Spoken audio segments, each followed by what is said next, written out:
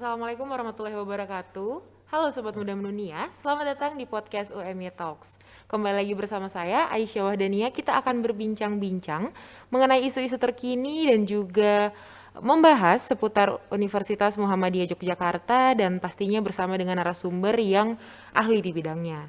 Dan untuk itu, pada episode kali ini dengan wajah studio yang baru telah hadir bersama dengan saya seorang narasumber yaitu Bapak Iskandar Bukhori, SE, SHMSI, seorang dosen FEB UMY sekaligus pengelola Galeri Investasi BEI FEB UMY. Selamat pagi Bapak. Selamat pagi. Sehat nih Pak? Alhamdulillah. Alhamdulillah. Nah, Sobat Muda Mendunia, sebagai seorang anak muda, untuk mengelola keuangan itu sangatlah penting dan juga beberapa bulan belakangan ini sedang gencar-gencarnya atau sedang hitsnya untuk berinvestasi. Kata investasi itu terdengar di mana-mana. Nah, tapi apa sih sebenarnya definisi dari investasi tersebut dan seberapa penting kita untuk berinvestasi? Mungkin Bapak bisa bantu menjelaskan apa itu definisi dari investasi sebenarnya dan seberapa penting sih Pak kita untuk berinvestasi? Ya.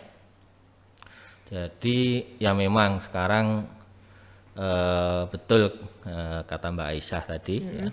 Investasi memang sekarang jadi Sesuatu yang booming. ya di mana-mana dan Iya. sebenarnya seharusnya sejak dari dulu karena orang berinvestasi seharusnya sejak dari dulu juga gitu loh. Jadi ketika orang berinvestasi itu sebenarnya orang yang punya komitmen ya penempatan dana ya pada sebuah instrumen investasi yang diharapkan nanti pada masa akan datang itu mendapatkan namanya return ya. Return itu tingkat pengembalian. Jadi dan ketika berinvestasi maka apapun bisa digunakan sebagai instrumen investasi ketika dia mengenerate return, ketika dia menghasilkan return. Kalau di desa orang biasanya beli ternak kayak gitu ya, itu investasi karena harapannya apa? Besok dia mendapatkan return atau tingkat pengembalian ya, imbal balik lah bahasa sekarang itu. Investasi juga bisa misalnya kalau yang umum ya, orang di properti ya, itu kan juga karena dia ingin mendapatkan return pada masa yang akan datang. Bisa juga di saham ya, di surat berharga ya. Yang jelas investasi tidak hanya di saham ya, tapi investasi bisa di banyak instrumen yang notabene instrumen itu bisa mengenerate return. Anak-anak muda sekarang juga misalnya beli Vespa gitu ya, beli Vespa kuno gitu terus diperbaiki, itu investasi juga sebenarnya. Secara konsep pokoknya ketika dia mengenerate return maka dia menjadi investasi. Berarti bisa dibilang investasi itu ketika kita membeli sesuatu dan di masa yang akan datang kita akan mendapatkan keuntungan ya Pak ya? Ya, harapannya mendapatkan harapannya. keuntungan ya. Karena investasi berisiko kan, ada resiko investasi kan, ada bisa naik turun. Kemudian mengapa investasi itu penting? Nah ini satu betul. Satu, investasi itu pada dasarnya melindungi aset kita. Ya. Jadi misalnya gini, kita kan punya kas, ya. Kita punya kas. Adik-adik semua Mbak ini punya uang kan ya. Nah pada dasarnya uang kita itu, nah ini kita ke konsep time value of money tadi ya, nilai uang. Uang kita itu tiap hari, ya, tiap tahun itu nilainya turun. Kena inflasi namanya gitu loh. Tiap tahun turun, berarti tiap bulan juga turun, berarti tiap minggu turun, berarti tiap hari turun, berarti tiap detik itu sebenarnya nilainya turun. Jadi eman-eman ketika kas itu diperlukan ya, tapi ketika kas itu nganggur ya, itu menjadi sesuatu yang nilainya turun gitu loh. Jadi yang punya tabungan, ya tabungan masih lumayan ya, yang uangnya di kantong-kantong ya itu turun nilainya gitu. Jadi satu, investasi itu akan melindungi nilai kita, melindungi aset kita. Yang kedua lah ini, karena kita investasikan, maka dia akan diharapkan mendapatkan return dan akan bertumbuh kan gitu. Nah, ketika tumbuh itu maka kesejahteraan kita akan meningkat. Kalau tetap jadi uang kas, ya, kesejahteraan kita turun. Sama-sama 1 juta, 1 juta sekarang dengan 1 juta 1 tahun yang akan datang nilainya beda. Berbeda, gitu. iya. Iya. Maka sama-sama 1 juta, jumlahnya sama, tapi value-nya turun. Nah, kalau kita bisa menginvestasikan secara cerdas, ya, kita akan ya anggaplah bisa mengatasi inflasi. Ya. Kalau inflasinya yang menurunkan nilai uang kita itu kan inflasi. Kalau inflasinya 5%, uang sama-sama 1 juta, itu value-nya turun sebesar 5%. Nah, kalau kita bisa melakukan investasi secara cerdas, ya, bisa menghasilkan return yang di atas di atas inflasi, taruhlah 10%. Kalau 10% sudah lumayan lah, itu bisa menurunkan tekanan inflasi. Tapi kalau bisa sampai untung 50%, wah, kita menjadi tambah sejahtera. Makanya investasi itu adalah salah satu cara untuk mengelola kesejahteraan kita pada masa yang akan datang. Nah, terus kemudian juga makanya karena yang sudah saya jelaskan tadi, investasi itu kita kerja cari uang ya. Iya. Nah, setelah dapat uang kita apakan? Nah, investasi itu salah satu cara ya membuat uang yang bekerja pada kita. Nah, tengok-tengok ya kita kelola tentunya ya, tapi kan tidak kemudian ya kita kelola tentunya gitu. Tapi kemudian uangnya yang akan menghasilkan pendapatan pada kita. Kalau ditanya seberapa penting, penting sekali. Penting sekali ya Gitu, Pak ya. ya. Nah Pak, lalu untuk anak-anak muda, kapan sebaiknya kita itu mulai terjun ke dunia investasi? Mungkin melalui saham. Iya. Mungkin bisa sebaiknya dimulai sejak umur berapa Pak? Ya, ini pertanyaan yang selalu muncul. Kalau ditanya kapan ya sedini mungkin. Sejak orang paham uang. Nah, sejak orang paham uang ya seharusnya dia sudah punya keinginan untuk berinvestasi. Karena gini, terminologi investasi itu sangat erat berhubungan dengan namanya waktu. Ya. Maka semakin lama kita menginvestasikan, maka potensi untuk mendapatkan return atau tumbuh menjadi semakin tinggi gitu. Lebih besar ya? Kalau saya investasi umur 60 tahun ya, umur misalnya anggap saja umur standar umurnya Nabi 63, waktunya 3 tahun. Tapi ketika semakin muda itu maka potensi tumbuhnya akan semakin tinggi gitu loh.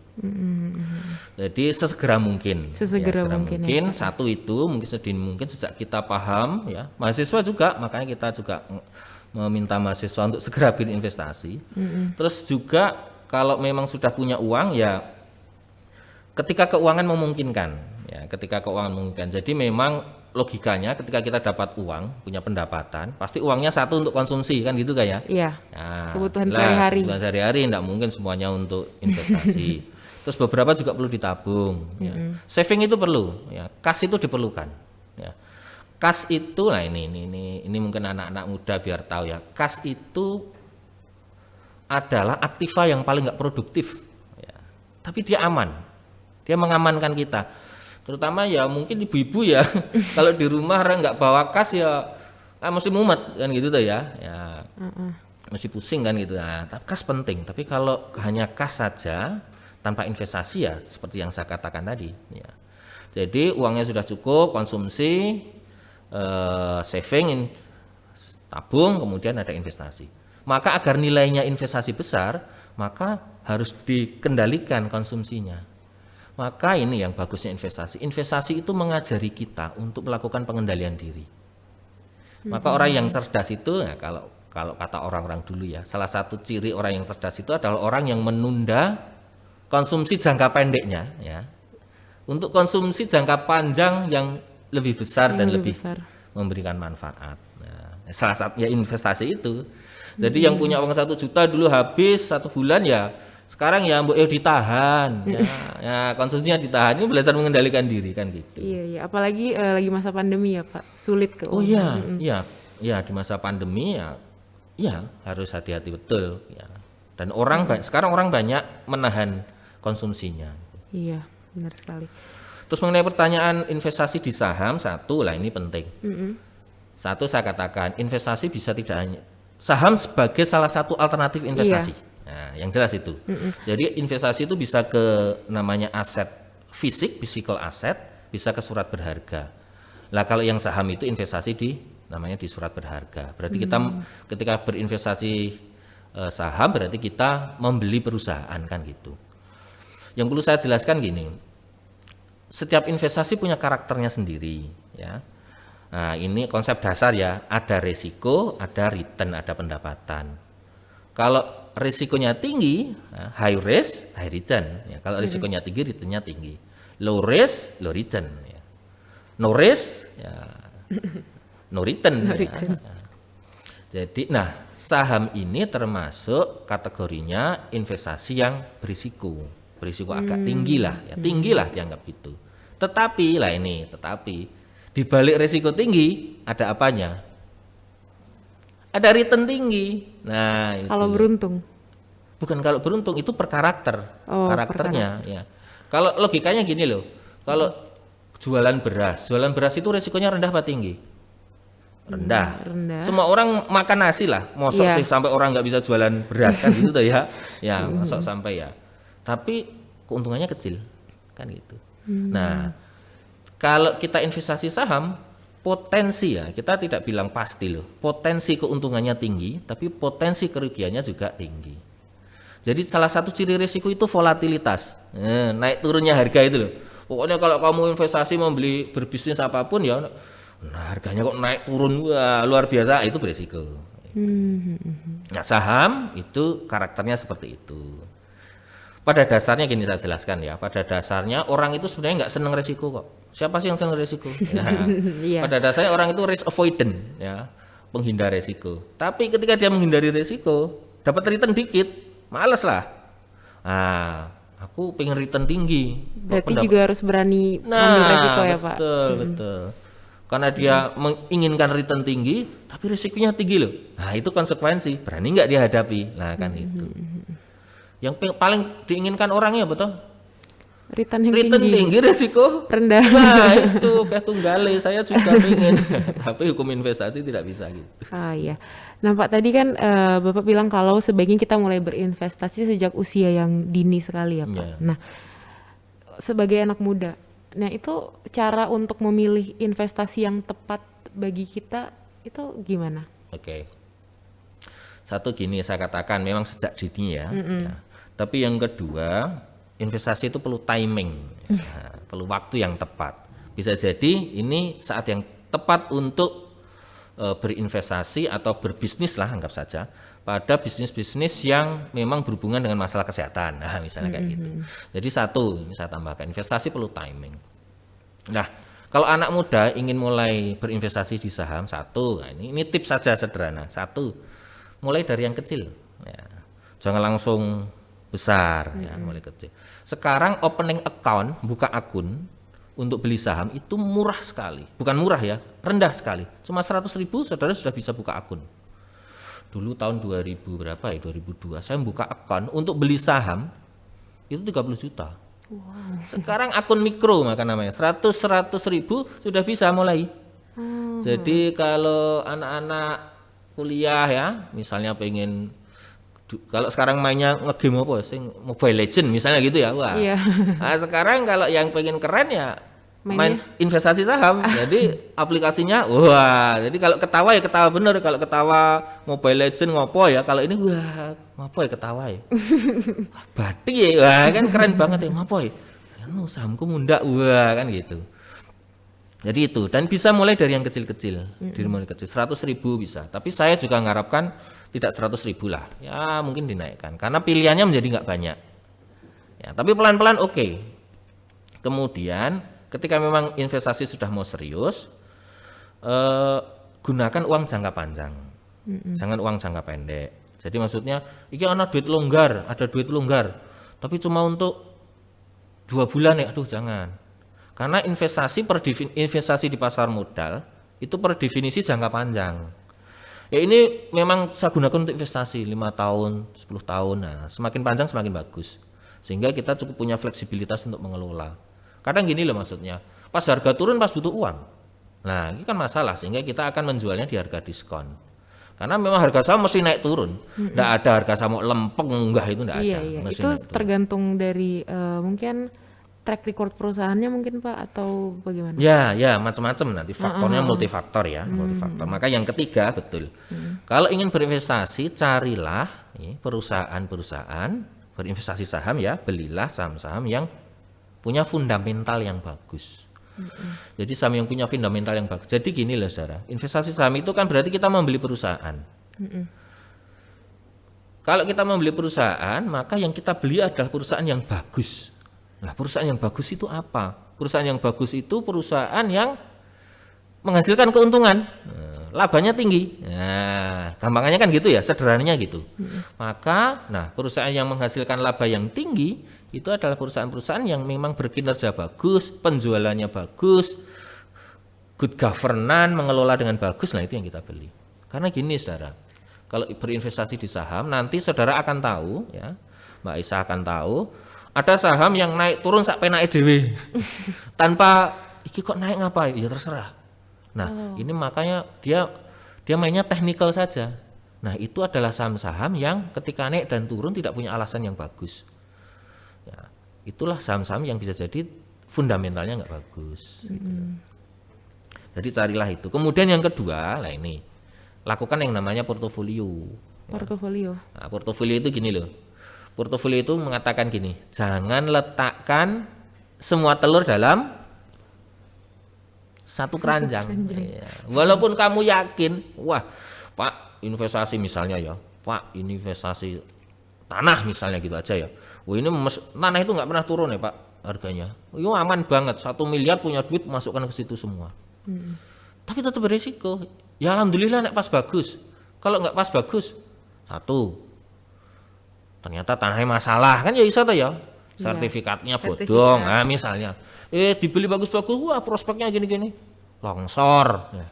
Nah, kalau kita hanya memasukkan dalam satu keranjang, dalam satu aset, kalau itu kena ya habis semua. Maka nanti kalau investasi tetap sekecil-kecilnya uang tetap minimal beli 2 aset. Oh, Ya, berarti namanya portofolio. berarti berinvestasi jangan cuma di satu hal ya Pak. Iya, Kalau jangan di bisa satu aset. diperbanyak. Iya, diperbanyak. Ya, walaupun ada batasannya. Makanya kalau uangnya semakin banyak kan kita bisa memilih 2, 3, 4 saham. Sehingga kalau saham satu turun, yang satunya kemungkinan naik. Ya. Atau yang satu turun, yang satu tidak turun, tidak naik. Tapi kan sudah portofolio itu, sudah mengurangi resiko. Nah, kan gitu. Kemudian yang terakhir, nah ini belajar analisis. Ya. Maka dengan saham itu paling penting ini, invest your time before invest your money. Iya. Maksudnya apa maksudnya? Belajar dulu. Sinause, betul, belajar dulu. Ya. Nah, belajarnya tidak hanya pakai buku belajar, enggak, salah satunya itu iya, tapi belajarnya juga investasi pelan-pelan tadi. 100.000, 200.000, orang kan tahu, oh kok naik ngopo ya, kok turun ngopo ya. Nah, dari situ kita mulai belajar. Dari pengalaman ya Pak. Betul, dari pengalaman itu dan juga dari ya proses belajar yang sesungguhnya. Nah, Oke. Bapak ini kan sebagai pengelola galeri investasi BEI FEB. Ya. Boleh Pak diperkenalkan mungkin kepada Sobat Muda Mendunia apa sebenarnya, apa sih Pak galeri investasi BEI FEB itu? Nah, gini.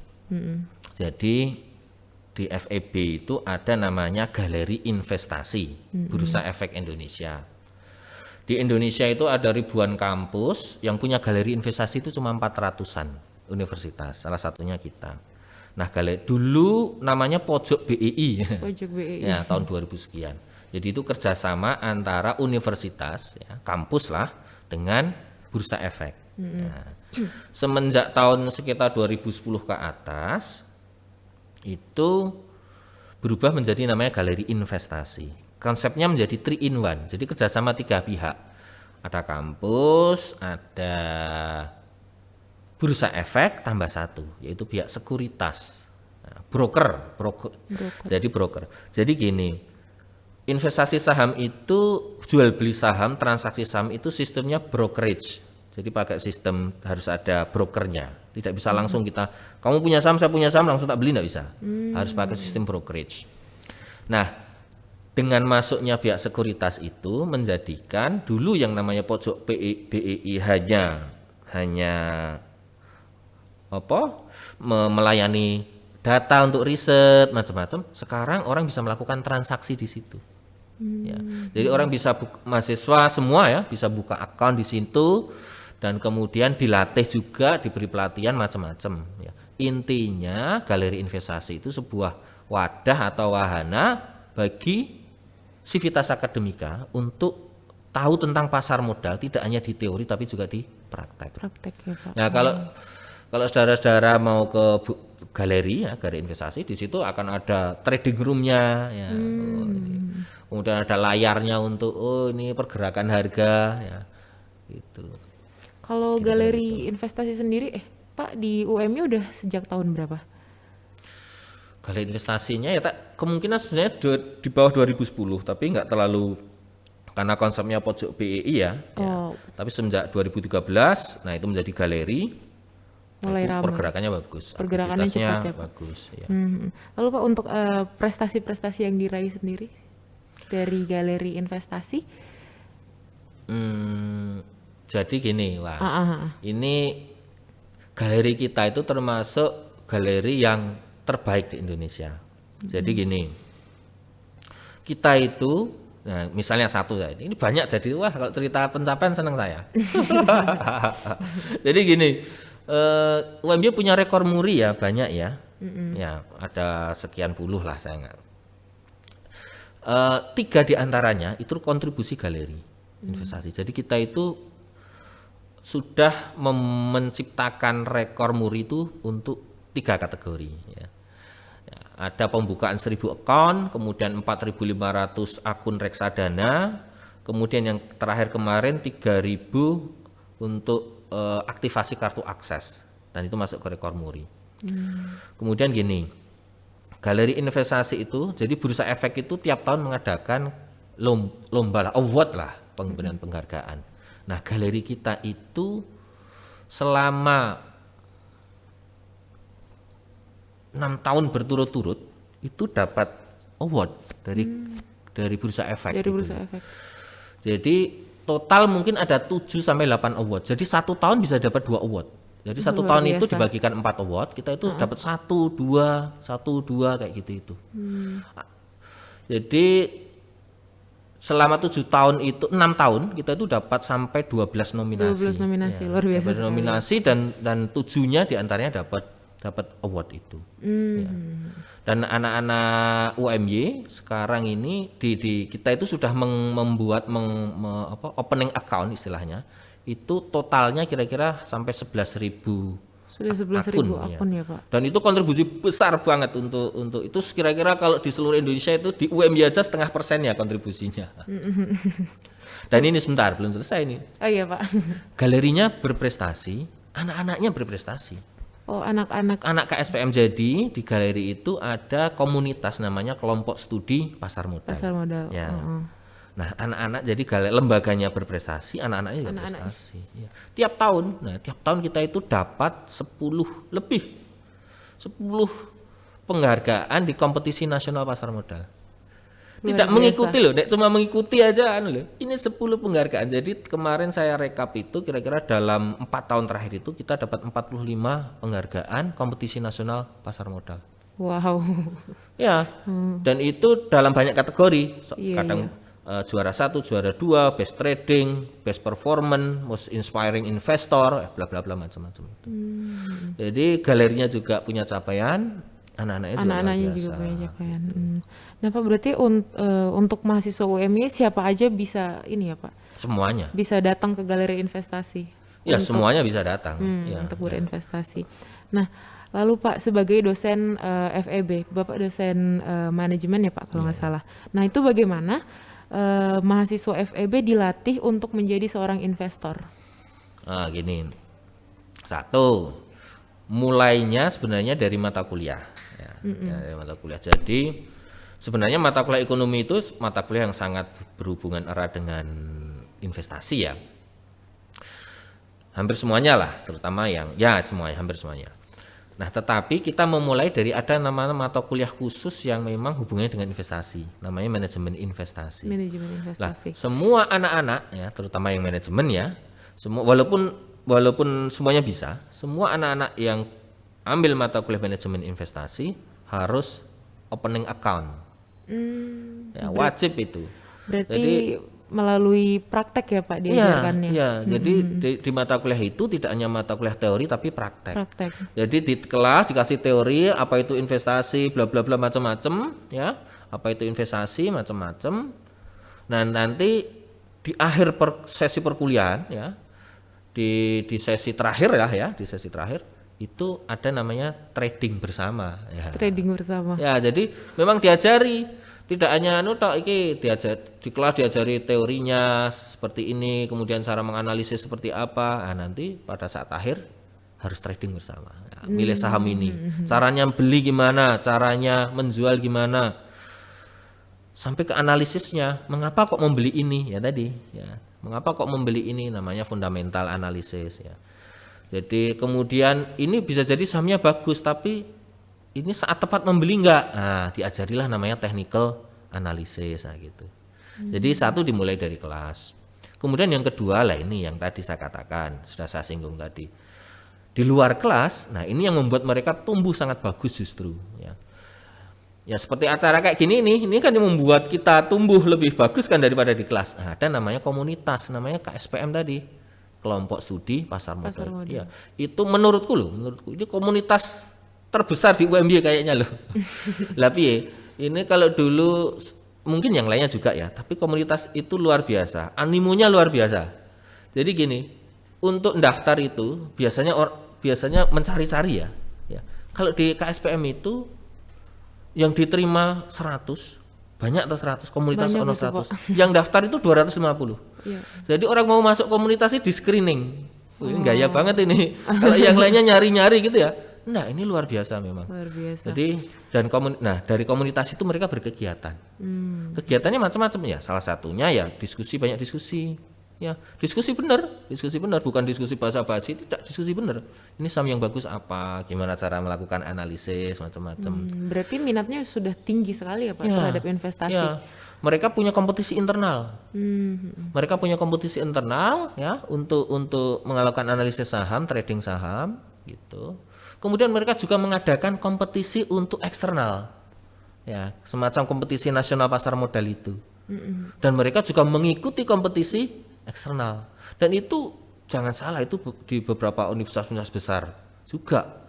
Jadi yang dulu ketika kita kadang ada universitas besar yang wah ini semacam breaking wall gitu ya, kita banyak mengalahkan beberapa universitas di kandang mereka loh. Nah, gitu kadang gitu ya. Di Bogor, di Semarang, di Jakarta, di beberapa di luar Jawa dan seterusnya. Jadi itulah yang membuat iklim ya, investasi lah ya di FEB menjadi tumbuh, menjadi hidup.